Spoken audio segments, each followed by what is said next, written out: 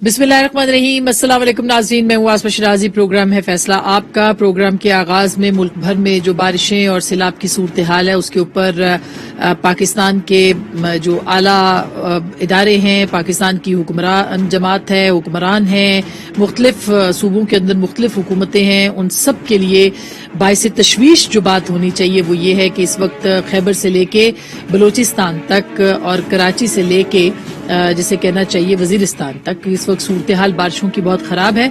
और इसमें अगर आप गिलगित बल्तिस्तान को भी ऐड कर लें तो जाहिर है कि इस वक्त पूरा मुल्क जो है बारिशों की लपेट में है। तूफानी बारिशें हैं, सैलाब की सी सूरत हाल है, लोगों के घर डूब रहे हैं। खास करके बलूचिस्तान के जो मनाजिर हम देख रहे हैं, डीजी खान के जो मनाजिर हम देख रहे हैं वो इंतहाई तशवीशनाक हैं।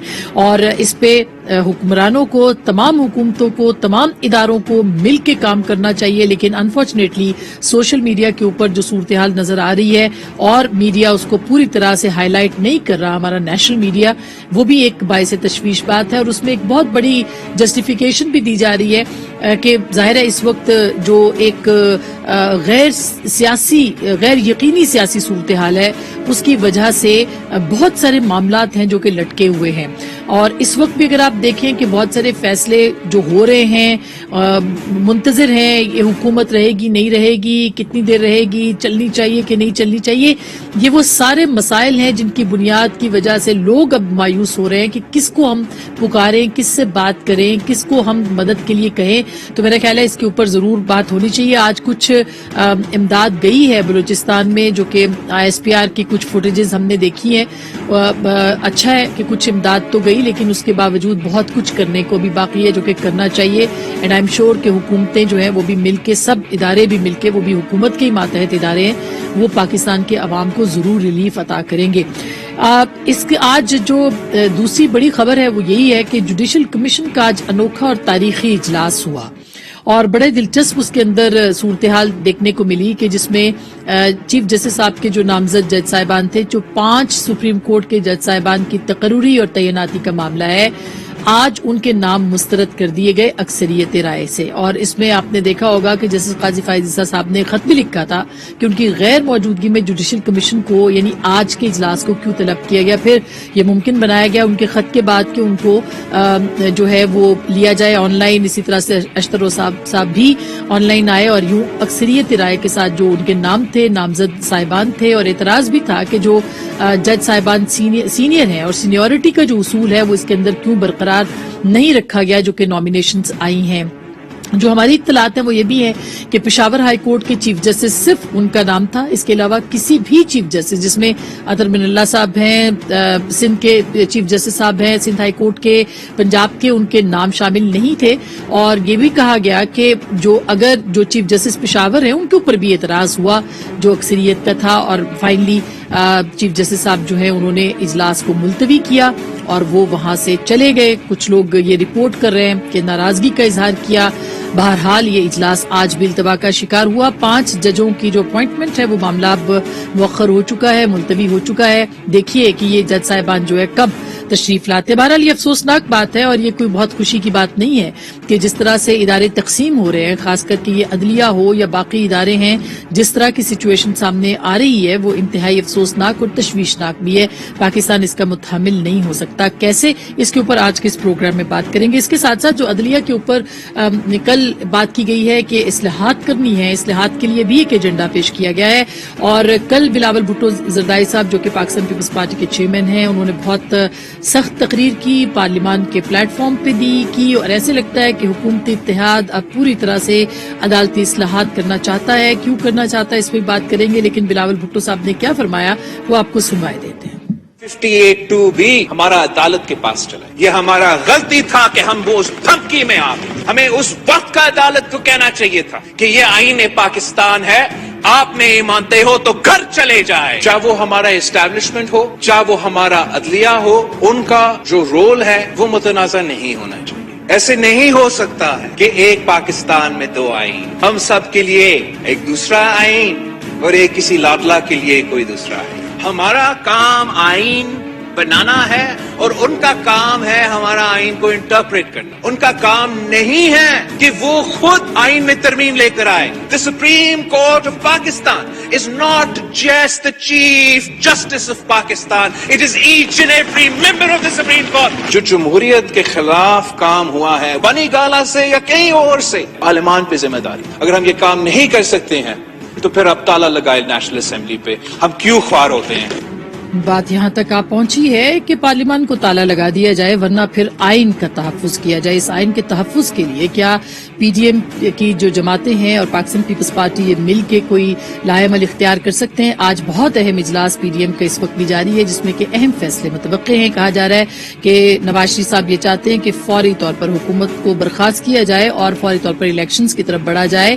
لیکن یہاں پہ تقسیم ہے خود پاکستان مسلم لیگ نواز کے اندر بھی اور پی ڈی ایم کے اندر بھی.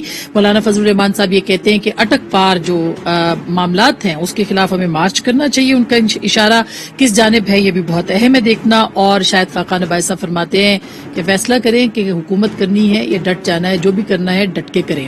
کیا مطلب ہے اس کا، اس پہ بھی بات کریں گے. آج ہمارے ساتھ موجود ہیں اور اس کے ساتھ ساتھ بہت ہی اہم بات فارن فنڈنگ کیس کے اوپر. آج وزراء اور وزیر اعظم اور پاکستان پیپلز پارٹی یعنی تمام حکومت جو ہے وہ یہ کہہ رہی ہے کہ فارن فنڈنگ کیس کا فوری طور پر فیصلہ جو ہے سنایا جائے اور کہا جا رہا ہے کہ اس کو کیوں محفوظ رکھا ہوا ہے اس کو باہر لایا جائے.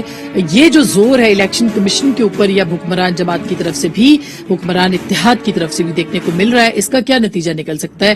ہمارے ساتھ جناب خرم دستگیر خان صاحب ہیں، وفاقی وزیر ہیں، پاکستان مسلم لیگ نواز کے سینئر رہنما ہے. ان سے بھی ہم بات کریں گے کہ آخر پاکستان مسلم لیگ نواز کیا چاہتی ہے. جناب قمر زمان قاہرہ صاحب ایک طویل عرصے کے بعد ہمارے پروگرام میں ہیں، بہت بہت شکریہ. آپ بھی وفاقی وزیر ہیں اور اس کے ساتھ ساتھ پاکستان پیپلز پارٹی کے سینئر رہنما ہیں. بہت شکریہ سر. ہمارے ساتھ موجود ہے جناب حامد خان صاحب، پاکستان میں آئین اور قانون کے حوالے سے ایک بڑا معتبر نام، پاکستان تحریک انصاف کے سینئر رہنما. سر آپ کا بہت بہت شکریہ تشریف آوری کا. سب سے پہلے حامد خان صاحب میں آپ کے پاس جانا چاہتی ہوں، آج جو جوڈیشل کمیشن کی کارروائی تھی انوکھی بھی تھی، تاریخی بھی تھی، اور کہا جا رہا ہے کہ چیف جسٹس صاحب کے جتنے بھی نامزد جج صاحبان تھے ان کے نام مسترد کر دیے گئے. اس کا کیا اثر ہوگا سر؟ دیکھیے یہ ایک بہت خوشائند بات ہوئی ہے کہ اس عرصے سے دیکھا جا رہا تھا کہ جو چیف جسٹس ہیں وہ اپنے فیورٹس کو سپریم کورٹ میں لا رہے تھے سینیورٹی کا اصول توڑنے کے بعد. حالانکہ اس سے قبل یعنی پیشتر اس سے کہ حاکم نثار صاحب چیف جسٹس بنے تھے، اس سے پہلے یہ اصول پر مسلسل عمل ہو رہا تھا کہ آپ سینئر موسٹ ججز کو ہائی کورٹس کے ان کو سپریم کورٹ میں آپ جج لیے جاتے تھے. چیف جسٹس ہائی کورٹ کو پہلا کو پریفر کیا جاتا تھا، پھر سینئر موسٹ جج ان کے ساتھ، اور جو جونیئر ججز ہیں ان کو ان پر فوقیت نہیں دی جاتی تھی. کچھ عرصے سے غلط روش چلی ہے جو شروع ہوئی ہے. حاکم نثار صاحب نے اپنے مرضی سے سندھ ہائی کورٹ سے چوتھے نمبر پہ ایک جج صاحب کو وہاں سے سلیکٹ کیا اور ان کو سپریم کورٹ کا جج بنوا دیا. اس سے غلط روش چل پڑی ہے. اس کے بعد دو جج لاہور ہائی کورٹ سے جونیئر تھے، ان کو کھوسا صاحب نے بنوا دیا جج سپریم کورٹ کا. اس کے بعد باری آئی جب ان کی گلزار صاحب کی، انہوں نے 3 جج جو تھے جونیئر تھے، 2 پنجاب سے اور 1 سندھ سے، ان کو بنوایا. تو یہ مسلسل 6 دفعہ یہ روایت توڑی گئی ہے. اور 3 چیف جسٹس، اب جو موجودہ چیف جسٹس ہیں وہ مزید اس روایت کو توڑنے کے لیے بلکہ بہت بھرپور طریقے سے 4 جونیئر ججز کے نام انہوں نے پرپوز کیے تھے اور چیف جسٹس کو اگنور کیا تھا، سینئر ججز کو اگنور کیا تھا. آپ امیجن کریں کہ یہ سندھ ہائی کورٹ سے پرپوز کر رہے تھے چوتھے، چھٹے اور 7ویں نمبر کے ججز کو، اور چیف جسٹس اور 2 سینئر موسٹ جج ان کو اگنور کرنا چاہتے تھے. کوئی اس کے پاس وجہ نہیں تھی، صرف پسند ناپسند کا معاملہ. اور یہ جسٹس سطر بن اللہ صاحب بھی، جی حامد خان صاحب، جسٹس سطر بن اللہ صاحب اسلام آباد ہائی کورٹ کے جج ہیں، 4 سال سے ہیں، وہ بھی سینئر موسٹ ہیں، ان کا نام بھی شامل نہیں کیا گیا اس کے اندر.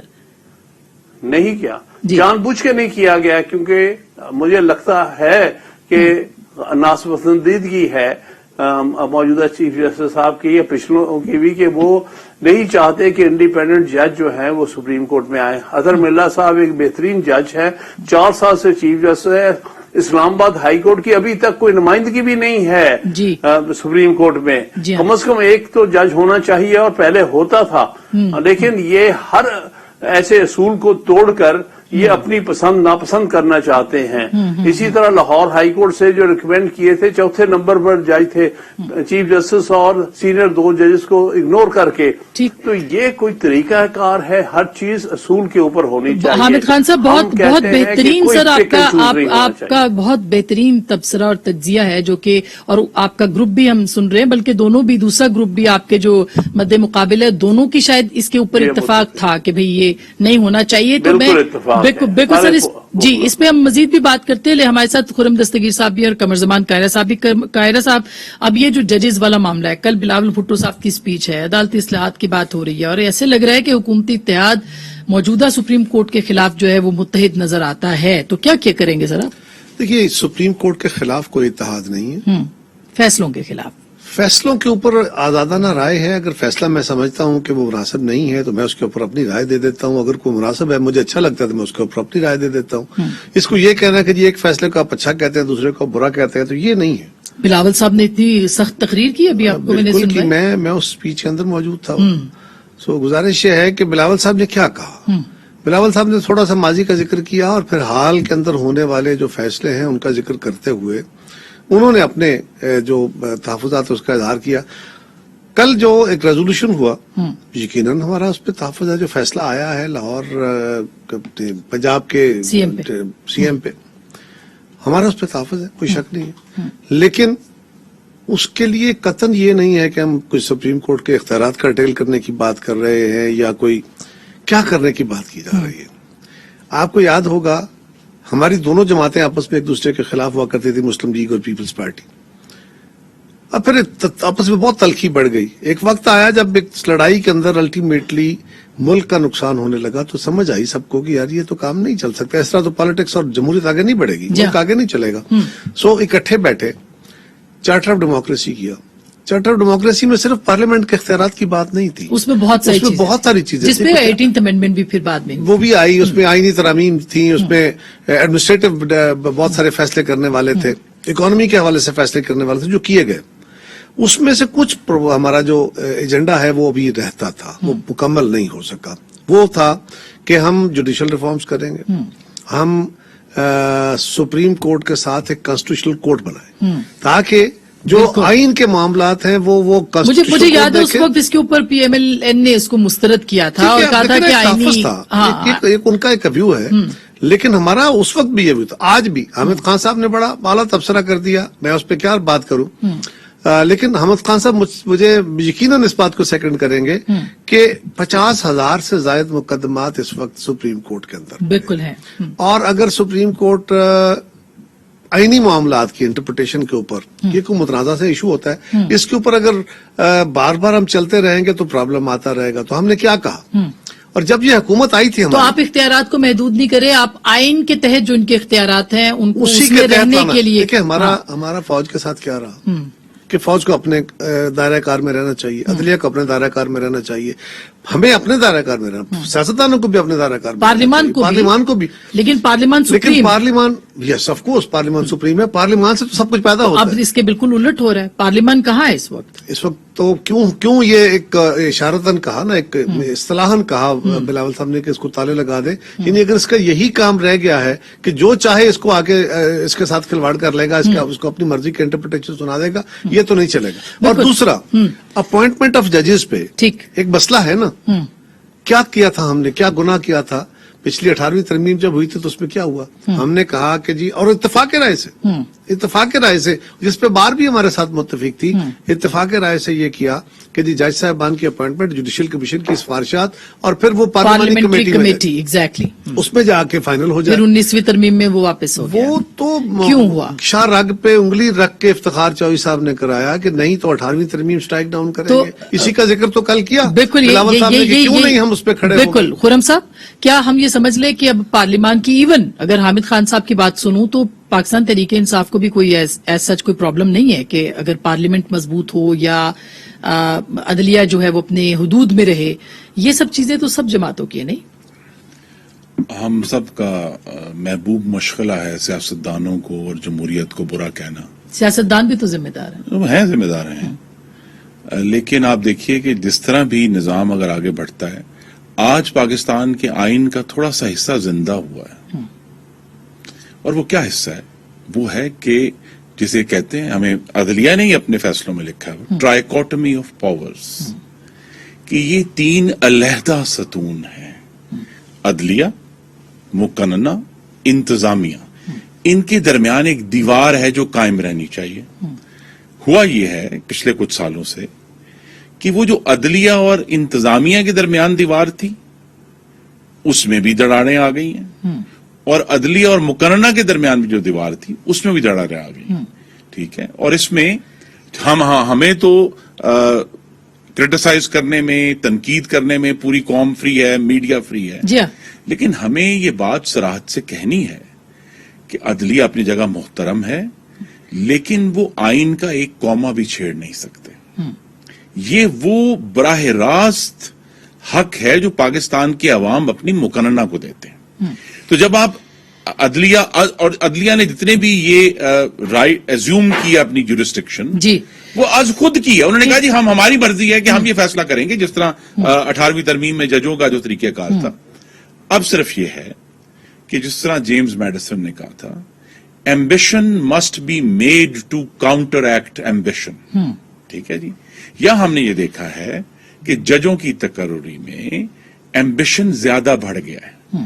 پہلے ہم نے تھوڑا اس کا دیکھا، اشارہ بھی حامد خان صاحب نے کیا ہے. حامد انہوں نے خان نے کیا ہے اشارہ کہ نہیں ہر کیا. چیف جسٹس انہوں نے انہوں نے بتایا کھل کر کہا ہے، انہوں نے کھل کر کہا کہ دیکھیں دیکھیں ثاقب نثار سے پہلے یہ نہیں تھا.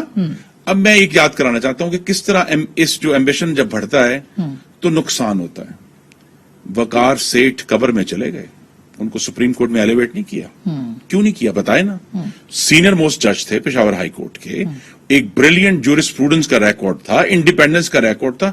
انہوں نے یعنی اس جج کی آپ فرسٹریشن دیکھیں کہ انہوں نے باقاعدہ خط لکھ کے پٹیشن کی، مجھے کیوں نہیں لے رہے بھائی، why I am not being elevated.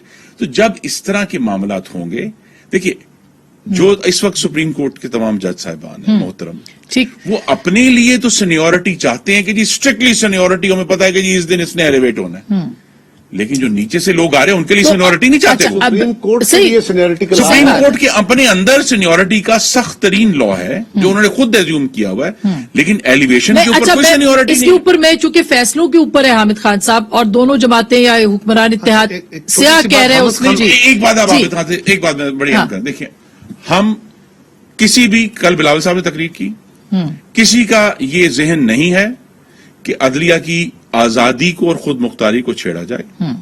لیکن اس بات کو واضح کریں کہ اگر یہ فیصلہ کہ بینچ کیسے بنے گا، یہ پھر 3 سینئر موسٹ ججز کو کرنا چاہیے. اچھا، یہ فیصلہ کہ کون سا یہ کیس کہاں آپ جائے بھی گا، کر لیں، پھر یہ میں 5 سینئر حامد موسٹ خان ججز صاحب کو سے کرنا بھی چاہیے. اس پہ ان کی میں حامد خان صاحب کو ہی ان کی رائے میں لینا چاہتا ہوں. یہ فیصلہ بھی کہ 184(3) کے تحت کس کو یہ حق ہوگا سو موٹو لینے کا، سو موٹو. یہ بھی سینئر سر موسٹ ججز کی یہ بجانا چاہیے. یہ سارے معاملات وہ ہیں. ویسے خرم صاحب، یہ پیپلز پارٹی کی بڑی عرصے سے ڈیمانڈ تھی کہ 184(3) کو جو ہے وہ آپ کریں. سو دیکھیں نا، ہم لیکن اتفاق کے ساتھ یہاں تک پہنچ گئے ہیں، چلے یہاں اچھی کھل ہوگی کر بات. معاملات کھل گئے ہیں. بالکل، میں یہ کہہ رہا ہوں کہ نہیں ہو گئی، آئین کافی کے 10-12 سال گزر گئے. لیکن آپ نے غور کیجئے، ہاں. آئین کے حصے ہاں. جو ابھی تک تاریخ تھے وہاں روشنی پہنچ رہی ہے، یہ ہمارے لیے بہتر ہے. سر روشنی ویسے ہی پہنچ رہی ہے جیسے پاکستان میں دیکھیں، آپ انرجی کے وزیر ہیں. مشکلات ہیں نا، مشکلات ہیں، لیکن آہستہ آہستہ روشنی پہنچ رہی ہے. جی. صاحب ہمارے سینئر ہیں، میری صرف اتنی، میں نے کوئی کمنٹ نہیں کرنا، آپ جی. سوال کریں گے تو میں کروں گا. میری رائے یہ ہے خان صاحب، اس پہ بھی ذرا رہنمائی فرمائیے کہ سپریم کورٹ کے ججز کی ریٹائرمنٹ کی ایج 65 سال ہے اور ہائی کورٹ کی 62 سال ہے. کیوں نہ سپیریئر کورٹ کے ججز کی عمر ریٹائرمنٹ کی 1 کر دی جائے.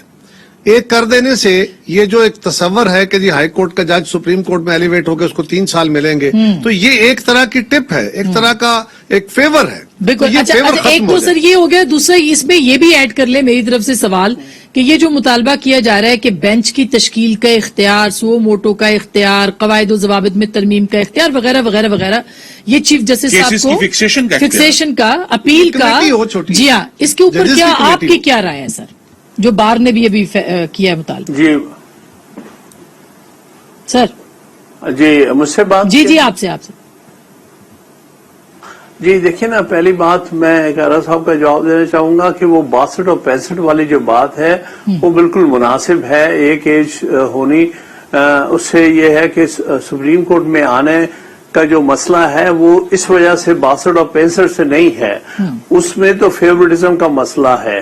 क्योंकि आप अगर देखें तो हाई कोर्ट में जजेस की तादाद सुप्रीम कोर्ट से कोई 10 गुना ज्यादा है, इसलिए ये कोई ऐसा मसला नहीं है कि 62 से 65 करने से उनकी ये ख्वाहिशात में कमी आ जाएगी, वो वैसी की वैसी रहेंगी। आपके सामने इंडिया की मिसाल है, उनके आइन के तहत भी 62 और 65 ही है हाई कोर्ट और सुप्रीम कोर्ट के जजेस के, और ठीक चलती है।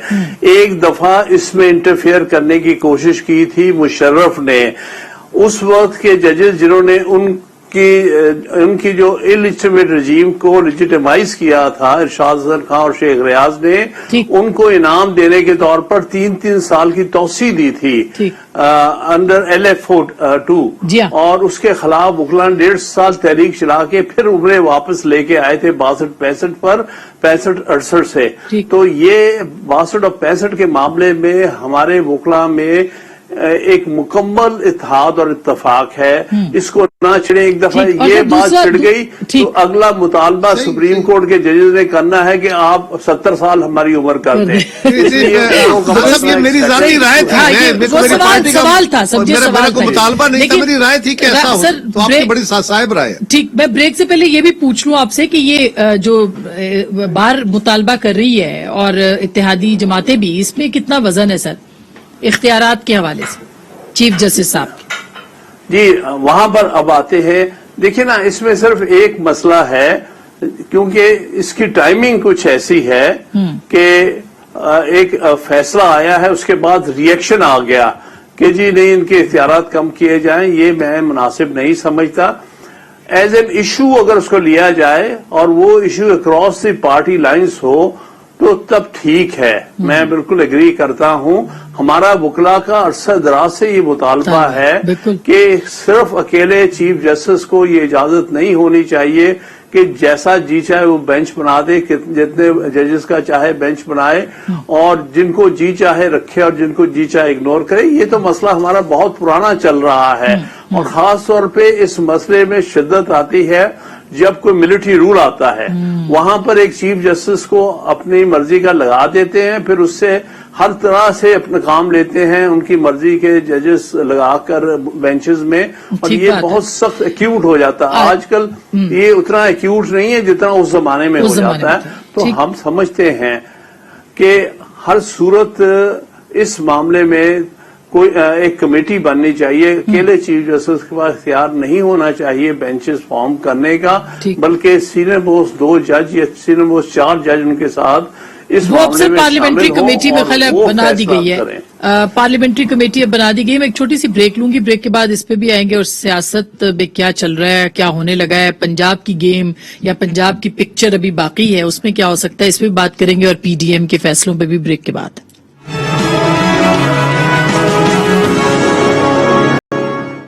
वेलकम बैक नाज़रीन, एक बार फिर आपको खुश आमदीद कहते हैं। खुर्रम साहब, अब सब जो मसला आप दोनों से पूछना है कि PDM के फैसले हो रहे हैं, लेकिन अभी तो PDM का आप लोग PDM में भी नहीं है ना, पीपल्स पार्टी नहीं है, मौलाना ने कहा आ जाए, नहीं आ रही, फैसले क्या कर रहे हैं सर?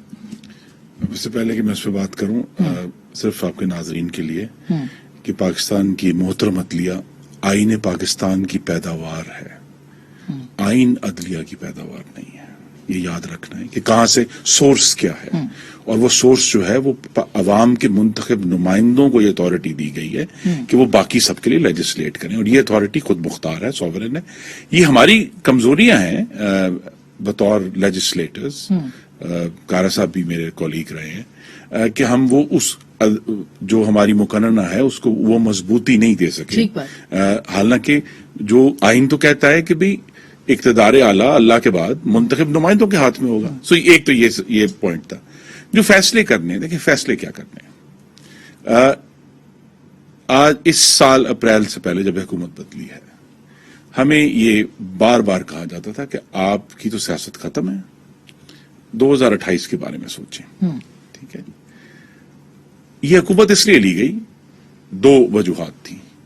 एक तो जितनी अल्लाह ताला ने हमें हिम्मत और काबिलियत दी है اور اجتماعی دانش دی ہے, 10 جماعتیں ہیں, قاہرہ صاحب کی جماعت بھی اس میں شامل ہے, کہ ہم مل کر جو عمران خان نے پاکستان کو ایک معاشی, خارجہ پالیسی اور وفاقیت اور جمہوریت کے کالے گڑھے میں ڈالا, اس سے ہم کوشش کریں نکلنے کی.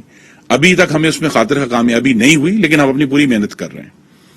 لیکن دوسرا مقصد یہ تھا جس کے لیے آج میں نے کہا کہ ہمارا آئین پاکستان, کہ 2023 کا جو الیکشن ہے وہ ہر لحاظ سے صاف, شفاف اور غیر آئینی مداخلت سے پاک ہونا چاہیے. کیسے ہوگا؟ سنیے نا, یہی بات ہے. اگر ہم کیا حکومت سے باہم کہتے ہیں ہم نے حکومت نہیں لینی, عمران خان صاحب جو بیڑا غرق کرتے ہیں, اس بیڑا غرق میں یہ بہت حد تک خدشہ تھا اور آج بھی ہے ایک اس حد تک, کہ اگر ہم یہ عمل نہ کرتے تو 2023 کا الیکشن 2018 سے بھی بدتر ہونا تھا, ریگنگ کے لحاظ سے, مینیپولیشن کے لحاظ سے, پوسٹ پول ریگنگ کے لحاظ سے. ابھی بھی ہم جو آج کل تو چونکہ سارا فوکس اس پر ہے کہ معیشت کو بحال کیا جائے, لیکن یہ جو واقعات ہوئے ہیں پچھلے ہفتے کے, میں اللہ تعالیٰ کا بھی شکر گزار ہوں اور پاکستان کے عوام کا بھی شکر گزار ہوں کہ وہ فوکس واپس آیا ہے کہ یہ لوگ حکومت میں آئے کیوں تھے, صرف مینج کرنے نہیں آئے, پاکستان کی جمہوریت کو آگے چلانے کے لیے وہ تو صحیح ہے, لیکن سارا برڈن تو آپ پہ ہے. ڈالر کہاں پہنچ گئے سر؟ آپ کس طرح سے لوگوں کو مطمئن کریں گے؟ ہم مطمئن کریں گے. دیکھیے یہی صورتحال اگر میں آپ کے ناظرین کو بھول جاتے ہیں, اور اللہ کا شکر ہے بھولنا ہی چاہیے, کہ 2013 میں 18 گھنٹے کی لوڈ شیڈنگ تھی, 6 دہشت گردی کے واقعات ہوتے تھے, کراچی میں 33 لوگوں کی ٹارگٹ کلنگز ہوتی تھی, پورے ملک میں کساد بازاری تھی. پھر پاکستان کی قوم نے اپنی آنکھوں سے وہ ساری چیزیں ٹھیک ہوتے ہوئے دیکھی کہ پاکستان میں جو ہے وہ مہنگائی بھی کم ہوئی, پاکستان میں دہشت گردی بھی ختم ہوئی, پاکستان کا کراچی بھی پورا امن ہوا, پاکستان میں جو یہ سارے ایشوز تھے وہ ہم نے سالو کیے. لیکن دیکھیے نا, اب یہ تو عوام بھول گئے ہیں, لوگوں کو تو یاد, ایون پچھلے 3 سال بھی بھول گئے ہیں. لوگ کہہ رہے ہیں جو ہوا ہے یہ پچھلے 3 مہینے کے اندر ہوا ہے. قاہرہ صاحب, آپ لوگ ناکام ہو گئے لوگوں کو بتانے میں, یا واقعی یہ سب کچھ جو ہے پچھلے 3 مہینے میں ہوا؟ کچھ باتیں وہ ہوتی ہیں جب پیٹ میں بھوک لگتی ہے نا, تو پیٹ کی آگ جو ہے وہ آرگومنٹ نہیں سنتی, اس آگ کو تو کوئی کھانے کو چاہیے. جن کے بچے بھوکے ہوتے ہیں ان کو یہ میرا آرگومنٹ نہیں پسند ہوگا, بھلے وہ سمجھ رہے ہوں کہ ہاں یہ مشکل فیصلے کر رہے ہیں اور یہ مجبوری کے فیصلے ہیں, لیکن لوگ توقع کرتے ہیں. اور پھر یہ بھی ہوتا ہے کہ عام بندے کو اکانومی کے ایشوز کا زیادہ ادراک نہیں ہوتا, وہ کہتا ہے جی گورنمنٹ آئی ہے, گورنمنٹ وہ ہے جو ریلیف دے. اب کام مسئلہ کیا ہے, اگر ایک پہاڑ کے یا ڈھلوان سے کوئی پتھر لڑک پڑا ہے تو وہ جب مومنٹم پکڑ چکا ہے تباہی کی طرف, تو پہلے آپ نے اس کو روکنا ہے. یہ نہیں ہو سکتا کہ ایک دم آپ اس کو روکیں اور واپس چڑھانا شروع کر دیں. پہلے آپ اس کی رفتار کم کریں گے, پھر اس کو روک سکیں گے, دین واپسی کی طرف سفر لے کے چلیں گے. آج پاکستان وہاں کھڑا ہے. ہم نے اپنی کوشش شروع کی ہے اور اس کوشش میں ہمیں یہ پتا تھا, ہم سیاست کرتے ہیں نا, ہمیں پتا تھا کہ ان فیصلوں سے مہنگائی ہوگی, بے روزگاری ہوگی, اکانومی کے اوپر پریشرز بڑھیں گے, یوٹیلیٹی بلز بڑھ جائیں گے, تو لوگ یہ کیوں کہا جا رہا ہے ناراض کہ نون لیگ کو دھکا دیا ہے؟ یہ بھی کہا نہیں دیکھیں نا, یہ لوگوں کی اپنی ذاتی رائے ہوتا ہے. کوئی انڈیویجل اپنی رائے دے دیتا ہے, میں دے دیتا ہوں, خرم دے دیتا ہے, تو اس کا مطلب یہ نہیں ہے کہ یہ پارٹی. تبصرہ نگار یہ بات کر رہے ہیں. دیکھو نا, تبصرہ نگاروں کا تو کوئی زبان روک نہیں سکتا نا. سوال تو یہ ہے کہ جن کو جو یا تو مسلم لیگ کا ہے یا پیپلز پارٹی کا ہے یا ہمارا اتحاد کا ہے, ایسا کچھ نہیں تو ہے. پورا ہوم ورک تھا آپ کا. ہمیں اس بات کا پورا ادراک تھا کہ جو فیصلے ہمیں کرنے ہیں یا کرنے جا رہے ہیں اس کا کیا نتیجہ ہوگا, اس کی کاسٹ ہے. اور ہم نے پہلے دن, آپ کو یاد ہوگا, کہا تھا کہ ہم لائبلٹی شیئر کریں گے. یہ کسی ایک جماعت کی, لیڈر جماعت کی لائبلٹی نہیں ہوگی, ہم سارے اس کا حصہ ہیں. واسی صاحب کہتے ہیں مفاہمت کی سیاست نہیں ہونی چاہیے. میں بتاتا ہوں, ہوئی مفاہمت کی سیاست. دیکھیے, مفاہمت کے بغیر آپ کیا کر سکتے ہیں؟ لڑائی. غیر مفاہمتی سیاست کیا ہوتی ہے کہ میں اس سے ہاتھ نہیں ملاؤں گا, میں فلاں سے بات نہیں کروں گا, میں فلاں ملک سے اپنا تعلق توڑ لوں گا, میں امریکہ کے خلاف بھی بیان دوں گا, میں یورپ کے خلاف بھی بیان دوں گا, میں چائنا کو بھی ناراض کروں گا. کیا یہ سچ نہیں ہے کہ آپ کو انکریج کیا گیا کہ مشکل فیصلے لیں تاکہ عمران خان صاحب کی جماعت زیادہ پاپولر ہو, جو کہ پرسپشن ہے اس وقت؟ نہیں, یہ غلط بات ہے بالکل. ہمیں کسی نے مجبور نہیں کیا. ہم نے پاکستان کی اکانومی کو, پاکستان کے حالات کو دیکھتے ہوئے فیصلے کیے ہیں. ہم نے کون سے غلط فیصلے کیے ہیں؟ ہم نے چائنا کے ساتھ اپنا تعلق بہتر کیا ہے, سی پیک کو دوبارہ ریوائیو کیا, غلط کر لیا ہے. سعودی عربیہ کے ساتھ اپنے تعلق کو بہتر کیا ہے. ہم نے ترکی کے ساتھ اپنے تعلقات کو بہتر کیا ہے. ایون امریکہ کے ساتھ اپنے تعلقات کی سرد میری کو توڑنے کی کوشش کر رہے ہیں. سوال یہ ہے اکانومی کے اوپر, ڈالر باقی بڑا مہنگا ہوا ہے, پیٹرول کی قیمتیں عالمی منڈی میں بہت مہنگی ہو گئی ہیں. خرم کیا کرے یا حکومت وقت کیا کرے کہ جب عالمی منڈی میں تیل کی قیمتیں بڑھ گئی ہیں, تو کوئلے کی قیمتیں تین گنا ہو گئی ہیں، تو اس کے نتیجے میں جتنا بوجھ ہے اگر وہ عوام پہ پاس آن نہیں ہوتا تو ایک بلک آپ کا اکٹھا ہوتا ہے جس کو آپ سرکولر ڈیٹ کہتے ہیں. یہی لاجک عمران خان صاحب دیتے تھے، آپ لیکن اب تسلیم بات نہیں کرتے تھے. سوال یہ ہے کہ ہم یہی سب چیزیں ان کی اس باتوں سے اگری کرتے تھے، لیکن ایک چیز یہ ہے کہ کیا خان صاحب اپنے سارے دعووں کے باوجود، ان کے 3.5 سال میں تو یہ عالم نہیں رہا نا، اس وقت تو روس اور یوکرین کی جنگ نہیں تھی، اس وقت تو پاکستان امریکہ کے ساتھ تعلقات یہ خراب نہیں تھے، اس وقت تو چائنا نے پاکستان کے خلاف، پاکستان کے ساتھ ان کے تعلقات میں سرد میری نہیں تھی. خان صاحب جب آئے تھے تو گروتھ تھی. خان صاحب جب آئے تھے تو پاکستان کے خزانے میں پیسہ تھا.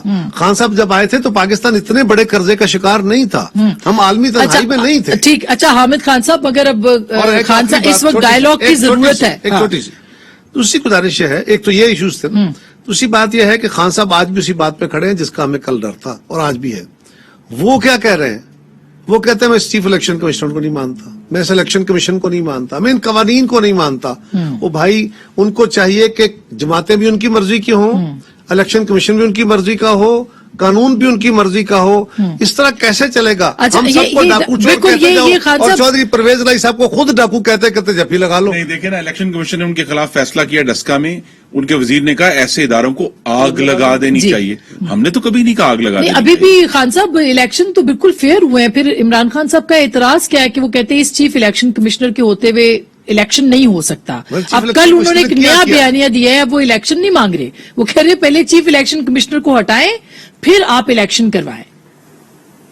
خان صاحب دیکھیں، ان کی پرسیپشن ہے کہ غالباً الیکشن کمیشن کے ساتھ فیئر نہیں ہے، لیکن میں اس پر ایگری نہیں کرتا. میں سمجھتا ہوں کہ ابھی تک جو الیکشن کمیشن کی اور چیف الیکشن کمشنر کی کارکردگی رہی ہے وہ میرے نزدیک تو میں تو مطمئن ہوں. میں سمجھتا ہوں کہ جو الیکشن پچھلے دنوں پنجاب میں کرائے گئے ہیں وہ بالکل ٹھیک، فیئر اینڈ ٹرانسپیرنٹ تھے.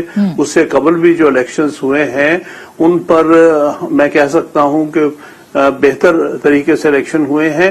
بہرحال خان صاحب یہ ایک پرسیپشن ہے. اس میں پریزائڈنگ افسر گواہ ہو گئے، وہ ایک مثال ہے. اچھا وہ گجرانوالہ میں ہوا ڈسکا میں، لیکن عمل کیا نہیں. وہ تو حامد خان صاحب تو کہہ رہے ہیں کہ مجھے کوئی پرابلم نے چوری کرنے کی کوشش کی، لیکن چیف الیکشن کمیشن نے اس کو درست کیا نا. خان صاحب کا موقف خرم یہی ہے، وہ تو یہی کہہ رہے ہیں. ان کا رول الیکشن کمیشن کے بعد، باقی ہماری آپس کی لڑائی. مگر حامد خان صاحب فارن فنڈنگ کیس کے اوپر یہ گورنمنٹ اور اتحادی یہ کہتے ہیں کہ 8 سال سے یہ معاملہ چل رہا ہے، اس پہ فیصلہ نہیں آیا. ابھی بھی محفوظ ہے فیصلہ مگر وہ نہیں آ رہا. ان پہ زور جو دباؤ ہے وہ ادھر سے بھی آ رہا ہے.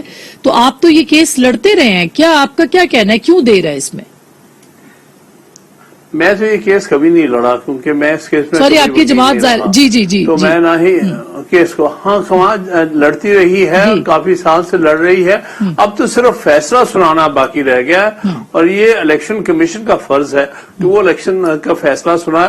ان کے سامنے بحث بھی ہو چکی ہے، اب ان کا فرض ہے اور مجھے امید ہے کہ جلد الیکشن کمیشن فیصلہ سنائے گا. اچھا میں ایک چھوٹی سی بریک لے لوں. بریک کے بعد فارن فنڈنگ کیس کے اوپر آپ دونوں کی بھی رائے اور اس پہ حکومت کی اب اتحاد کی کیا پالیسی ہے، کیونکہ عمران خان صاحب کا بیانیہ شفٹ ہوا ہے. اچھا ہے برا ہے وہ کہتے ہیں سب سے بات ہوگی، لیکن طالبان سے بھی بات ہوگی، لیکن سیاسی جماعتوں سے ان سے بات نہیں ہوگی. بریک کے بعد اس پہ بات کریں گے، ہمارے ساتھ رہیے گا. ویلکم بیک ناظرین، ایک دفعہ پھر آپ کو خوش آمدید کہتے ہیں. یہ بھی کچھ خبریں آئی ہیں کہ سپریم کورٹ نے کلیریفیکیشن دی ہے کہ میٹر جو ہے وہ ڈیفر کیا گیا، ریجیکٹ نہیں کیا گیا، مؤخر کیا گیا، مسترد نہیں کیا گیا. بہرحال ظاہر ہے کہ جو اندر کا اجلاس کا احوال تھا ذرائع کے مطابق وہ ہم نے آپ کو بتایا. خان صاحب سے پوچھا کہ مسترد تو نہیں، لیکن منظوری نہیں ہوئی. منظوری نہ ہونا کیا اس کو خان صاحب کیا فرق ہے اس میں؟ فیصلہ نہیں ہوا. ہاں نہیں ہاں فیصلہ نہیں ہوا. چیز ہے جی کیا ہوا خان صاحب، آپ کے خیال میں کیا ہوا ہوگا؟ کہہ رہے کہ ڈیفر ہوا ہے، مسترد نہیں ہوا. Rejected is not a proper word. نہیں، اس پر ووٹ ہوا ہے. ووٹ ہونے کے بعد تو یہی ہوتا ہے نا کہ نامنظور ہو گیا یا مسترد ہو گیا، جو بھی لفظ آپ استعمال کرنا چاہیں. اگر ووٹنگ نہ ہوتی اور ووٹنگ سے پہلے ہی کہتے کہ اس کو ملتوی کر دیا گیا تو پھر آپ کہتے کہ فیصلہ جو نہیں ہوا بلکہ ملتوی ہو گیا. اس کیس میں تو فیصلہ ہو گیا ہے کہ ہمیں یہ نام منظور نہیں ہے، بائی میجورٹی فیصلہ ہو گیا ہے. تو اس لیے ہم یہی کہیں گے. ہاں البتہ اگر آپ मुस्तरद का लफ्ज इस्तेमाल नहीं करना चाहते तो ठीक है, नामंजूर कह दीजिएगा।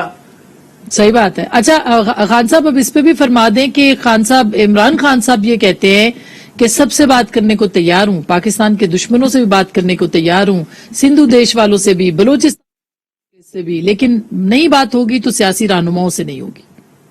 तालिबान से भी कहा है, जिन्होंने बच्चे मारे हैं, उनसे भी वो कह रहे हैं बात करने को तैयार। जी जी, बात तो हर एक से करनी चाहिए, दुश्मनों से भी की जाती है, लिहाजा बात तो करनी चाहिए। मैं नहीं समझता, मैं उनसे इस पर इत्तेफाक नहीं करता। आप देखते हैं जंगें होती हैं, एक दूसरे का खून बहाया जाता है, उसके बाद भी तो बैठकर आपस में बात होके कोई ना कोई उसका नतीजा निकाला जाता है। मेरे ख्याल में ये जरा जज्बात में उन्होंने ये बात कह दी है। मैं समझता हूं कि अगर उन्होंने पहले कहा था कि इलेक्शन की तारीख दे दे, फिर मैं बैठ के बात करने को तैयार हूं। और अब वो कह रहे हैं कि उस वक्त भी बात नहीं होगी। खुर्रम साहब, देखिए, दुनिया की तारीख हमें एक दो सबक देती है। एक तो यह है कि जो जमहूरी जहन के लोग हैं वो उनसे सख्त तरीन इख्तलाफ हो सकता है, लेकिन आपने उनसे बात करनी और करनी चाहिए।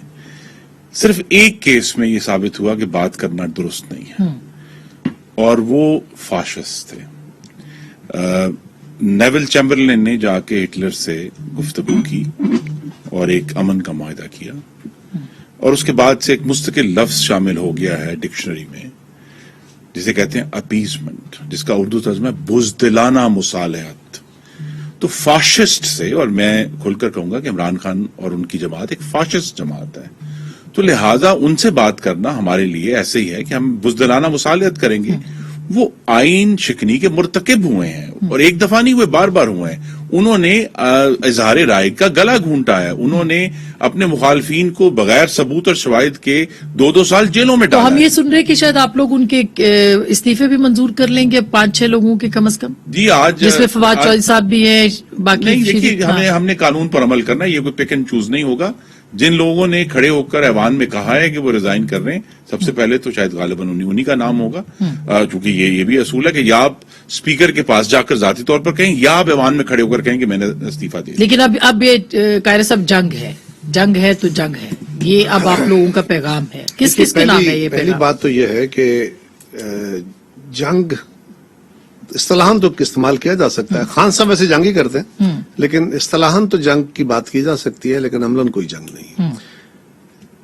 इसलिए कि इस वक्त जिन हालात का हम शिकार हैं, हम कोई लड़ाई अफोर्ड नहीं करते, हमारा ये दानिश्त है।